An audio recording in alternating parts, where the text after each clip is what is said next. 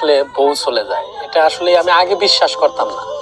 আমার এখন হেলিকপ্টারে করে বিয়ে করে আনা সেই বউই আজ তালাক দিয়ে চলে গেছে। কারণ একটাই, মানিক মিয়ার মা। যে মা 10 মাস 10 দিন কষ্ট করে সন্তান জন্ম দিয়েছেন, যে মায়ের ঘামে বেঁচে বড় হয়েছে একজন ছেলে, সেই মাকে আলাদা করে দেওয়ার জন্য বউ উঠে পড়ে লেগেছিল। সংসার বাঁচানোর জন্য মানিক মিয়া এক সময় নিজের ভুলে মাকে কিছুদিন আলাদা করে রাখে, কিন্তু অল্প সময়ে বুঝে যায় মাকে ছেড়ে কোনো শান্তি নেই, কোনো সুখ নেই। ভুল বুঝতে পেরে আবার মাকে নিজের কাছে ফিরিয়ে আনে, সেখানেই সব শেষ হয়ে যায়। এই দৃশ্য মানিক মিয়ার স্ত্রীর সহ্য হয়নি। সে বাড়ি ছেড়ে চলে যায়। চলে যাওয়ার সময় একবারও ভাবেনি বাড়িতে রয়ে গেছে তার ছোট্ট মেয়েটা। একটা নিষ্পাপ শিশুকে ফেলে রেখে একজন মা কিভাবে চলে যায়, সেই প্রশ্নের উত্তর আজও মেলেনি।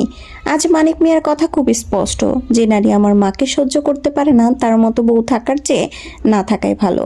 তিনি সিদ্ধান্ত নিয়েছেন নিজের মেয়েটাকে নিজেই কষ্ট করে মানুষ করবেন, বাবা হয়ে মা হয়েই দায়িত্ব নেবেন।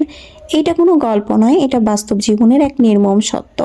আজকাল অনেক সংসার ভাঙে মা নিয়ে কিছু প্রশ্ন হলো, মা কি বোঝা, নাকি তিনি আমাদের সবচেয়ে বড় আশীর্বাদ?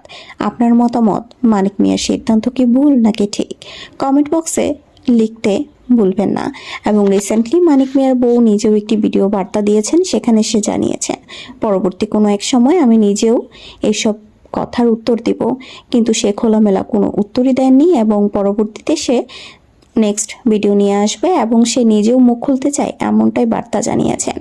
জানি না আসলে এখানে গোপন রহস্যটা কোথায়। যদি এতদিন তারা এত ভালো থাকতে পারে, হঠাৎ তাদের মাঝে কি হলো, জানা যাবে পরবর্তী কোনো এক সময়। সবাই তাদের জন্য দোয়া করবেন যেন তারা একসাথে সংসার করতে পারে, যেহেতু তাদের একটি বাচ্চা রয়েছে। আমরা কেউই চাই না তাদের সংসারটা কোনোভাবে আলাদা হয়ে যাক।